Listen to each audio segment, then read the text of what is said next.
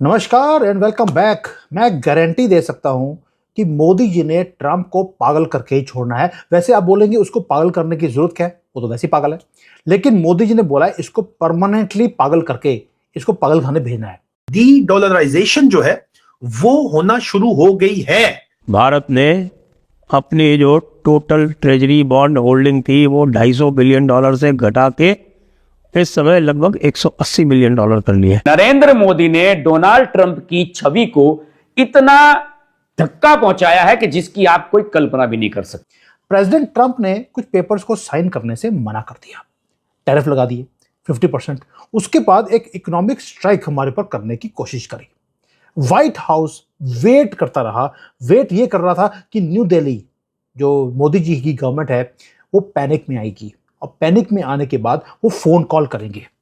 उन्होंने वेट किया ऐसे हाथ पे रख के कि मोदी जी का फोन अब आया, लेकिन कुछ भी नहीं हुआ, एक भी फोन नहीं बजा। फिर गुस्सा यही है कि जनाब जो यूएस का एक पेट्रो सिस्टम डॉलर है उसको वो चैलेंज कर रहे हैं। डॉलर में ये खरीदारी नहीं होती है। और भारत ने सारा सिल्वर खरीद लिया 2024 में 25% सिल्वर भारत ने खरीदा है, 6 से 7 हजार टन। जो यूएस डॉलर को की जो डोमिनेंस है, जिसकी वजह से यूएस एम्पायर की डोमिनेंस है, उसको चैलेंज कर रहा है। अमेरिकन ट्रेजरी बॉन्ड्स जो कि भारत ने खरीद रखे थे उसे बेचना शुरू किया और बेच के जो पैसे इकट्ठे हुए उससे सोना खरीदा। और सिर्फ ट्रेजरी बॉन्ड्स ही नहीं बेचा, डॉलर्स बेचने शुरू कर दिए। हमारे यहां जो डॉलर्स थे वो बेचने शुरू कर दिए। अब क्या हुआ कि भारत ने धड़ल्ले से सोने की खरीदारी की। पिछले एक साल में भारत सरकार और भारतीय लोगों ने मिलकर 60 मीट्रिक टन सोना खरीदा है। This is a silent financial war जहां पर गोल्ड, डॉलर, रुपी और जियोपॉलिटिक्स का एक पूरा खेल काफी टाइम से चल रहा है। जहां पर हमने डॉलर्स बेचे हैं, ट्रेजरीज काटी हैं, गोल्ड खरीदा है और पेंशन मनी को भी खुला है गोल्ड को अंदर लाने के लिए। तो काफी सारी चीजें हैं when you need to put this in perspective। दोस्तों, आज दुनिया के सामने कोई शोर शराबा नहीं है, लेकिन पर्दे के पीछे एक ऐसा साइलेंट रेवोल्यूशन चल रहा है जो वॉशिंगटन की रातों की नींद उड़ा चुका है। आरबीआई ने सीधा वार किया है। अमेरिका के ट्रेजरी बॉन्ड्स की होल्डिंग में 21% की बड़ी कटौती, जो पहले $241 बिलियन थी, अब घटकर सिर्फ $190 बिलियन रह गई है। और दूसरी तरफ भारत ने सोने पर भरोसा बढ़ाया है। गोल्ड रिजर्व 880 टन के पार, कुल रिजर्व का 13.6%। दोस्तों, ये सिर्फ डाइवर्सिफिकेशन नहीं है, ये एक स्ट्रेटेजिक फाइनेंशियल स्ट्राइक है। ट्रंप की टैरिफ धमकियों के बीच आरबीआई का संदेश बिल्कुल साफ है। डॉलर पर निर्भरता कम करो, देश की सॉवरेन स्ट्रेंथ बढ़ाओ। अमेरिका पर $324 ट्रिलियन का कर्ज, महंगाई का दबाव, सैंक्शंस का डर, सब कुछ देखकर भारत ने फैसला किया, यूएस टी बिल्स बेचो, गोल्ड खरीदो। ये है साइलेंट कैमर ब्रेकर स्ट्रैटेजी। बिना शोर किए अमेरिकी इकोनॉमी की नस दबाने वाली चाल। चीन, ब्राजील, सऊदी के साथ भारत भी यूएस ट्रेजरी से दूरी बना रहा है।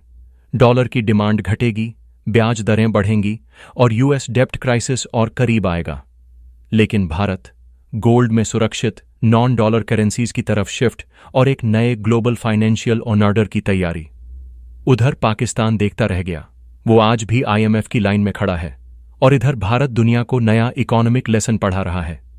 ये नया भारत है जो ट्रेड वॉर में भी झुकता नहीं और सुपर पावर बनने की दिशा में हर चाल सोच समझकर चलता है। तो चलिए इसी मुद्दे पर आगे वीडियो में देखते हैं और वॉशिंगटन की बेचैनी। अगर आपको भारत का ये मास्टर स्ट्रोक कमाल लगा हो तो वीडियो को जोरदार लाइक करो, कमेंट में लिखो अगला स्टेप क्या होना चाहिए। और ऐसी ही धमाकेदार जियोपॉलिटिकल अपडेट्स के लिए चैनल को सब्सक्राइब करना मत भूलना। जय हिंद। मोदी जी ने जो टैरिफ लगा हमारे पर 50% का, उसके साथ फाइट किया ही नहीं। हमने ना उनको बोला कि भाई इसको 50 को कम करके 30 कर लो, 25 कर लो, 15 कर लो। उन्होंने इग्नोर कर दिया, जैसे कि हमारे ऊपर 50% का टैक्स लगा ही ना हो। He was busy, he was changing the battlefield. Trump क्या कर रहे थे? वो ट्वीट कर रहे थे कि मैंने जी इंडिया के ऊपर 50% टैक्स लगा दिया। वो हम क्या कर रहे थे? हमने डॉलर को डंप करना शुरू कर दिया। ये स्पेकुलेशन नहीं है दोस्तों, ये डाटा है। जून 2025 से लेकर दिसंबर 2025 6 महीने होते हैं। 6 महीने में रूथलेसली मोदी जी ने $34 बिलियन जो डॉलर्स हैं उसको डंप कर दिया। हमने सिर्फ करेंसी ही डंप नहीं करी, जो अमेरिका का डेट हमने उठाया हुआ था, यानी कि यूएसए के ट्रेजरी बॉन्ड से, हमने उनको भी डेट कर दिया, उसको डंप कर दिया। अब समझते हैं पहले कि ये ट्रेजरी बॉन्ड होता क्या है। 2 मिनट में नहीं, 20-30 सेकंड में आपको समझाता हूं। ये एक एग्रीमेंट है अमेरिका का कि आप मैं उधार उठाना चाहता हूं, आप मेरा उधार उठा लीजिए और मैं प्रॉमिस करता हूं कि जब आप इस पैसे को वापस मांगेंगे मैं आपको ये पैसे वापस कर दूंगा। हमने बोला भैया ये लो तुम्हारा डेट, तुम्हें वापस किया, तुम्हारे मुंह पे मारा और उन्हें वापस लेना पड़ा। जब अच्छे दिन थे हमने इनके उधार को हमने खरीदा, ये हमारी इंश्योरेंस पॉलिसी थी। लेकिन जब हमने देखा कि यार ये तो हट ही नहीं रहे हैं, रोज नई नई कंडीशंस लगा रहे हैं हमारे ऊपर, हमने जो इंश्योरेंस पॉलिसी थी उसको फेंक दिया, उसको बोला हमारा पैसा वापस करो, इंश्योरेंस पॉलिसी कैंसिल। यानी कि अमेरिका इसे लीवरेज की तरह यूज कर रहा था और उन्हें लगा कि यार भारत ने हमारे इतने बॉन्ड्स, हमारा इतना उधार उठाया हुआ है तो ये हमारी बातें मानेंगे। दे वर रॉन्ग, क्योंकि हमारे ऊपर तुमने सैंक्शन लगाने के बाद हमें फ्री कर दिया और हमने इस चीज़ों को लिक्विडेट किया है, और लिक्विडेट करने के बाद हमने कैश लिया, और कैश लेने के बाद जो पागल करने का जो तरीका था वो ये था कि हमने ना तो यूरो खरीदे ना येन खरीदा, कुछ नहीं किया, हमने गोल्ड खरीद लिया। जल साहब, इसको आप कैसे देखते हैं कि ट्रंप समझता है कि जो ब्रिक्स है ये डी-डॉलराइजेशन का सबब है, ट्रंप समझता है कि जो ब्रिक्स है ये ऑल्टरनेट हमारे खड़ा कर रहे हैं, और वो कह रहे हैं जो है कि इंडिया G7 ब्रिक्स की लीडरशिप है इनके पास, हमारे पास इस साल G7 की लीडरशिप है और हम मिलके काम करेंगे और मल्टीलैटरलिज्म की। तो ब्रिक्स तो खतरा है अमेरिका के लिए, लेकिन फ्रांस के लिए तो खतरा नहीं है। तो इट मींस कि फ्रांस एंड इंडिया टुगेदर चाहते हैं कि डी-डॉलराइजेशन हो, डॉलर कमजोर हो, और फ्रांस अल्टरनेट ऐसे प्लेटफॉर्म को सपोर्ट करेगा, हवा देगा, ताकि उसको कल को अमेरिकन भी कमजोर हों, क्योंकि अमेरिकन के कहने के बावजूद फ्रांस बार बार चाइना जाता है और वो समझते हैं कि हमें इनके साथ काम करने की जरूरत है। चाइनीज वो एक दफा EU प्रेसिडेंट को भी साथ लेके गया था, खुद भी गया अकेले, अभी रिसेंटली भी गया हुआ था।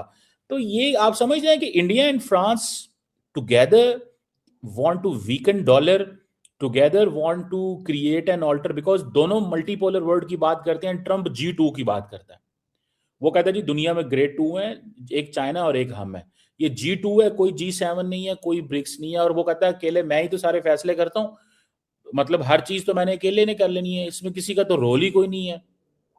जो oldest currency of the world है प्योर सॉलिड गोल्ड, और ये बिगेस्ट वेल्थ ट्रांसफर है जो मॉडर्न इंडियन हिस्ट्री में आपको दिखाई देगा।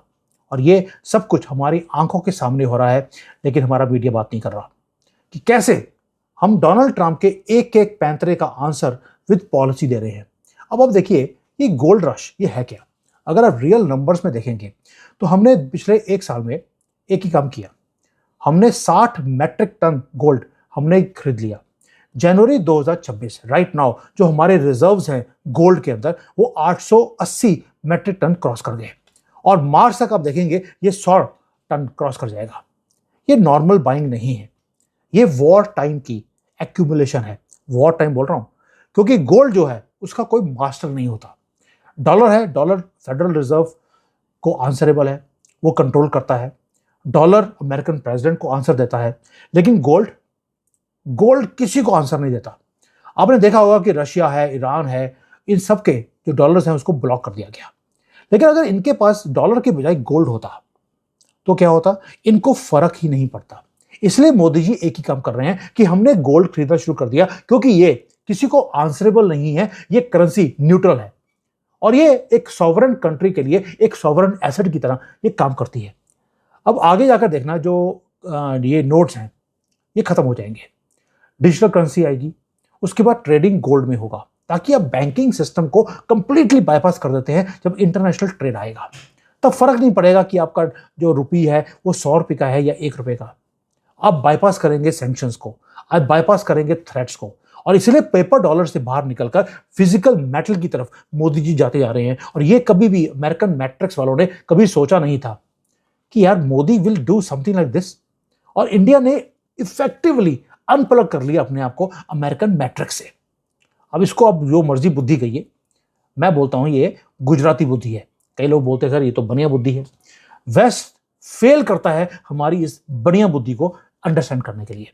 वो ऑपरेट करते हैं ईगो पे, वो ऑपरेट करते हैं एक स्ट्रेटजी के ऊपर। स्ट्रेटजी है कि दूसरों को तंग किया जाए, और हम बोलते हैं बनिया बुद्धि या गुजराती बिजनेस ब्रेन।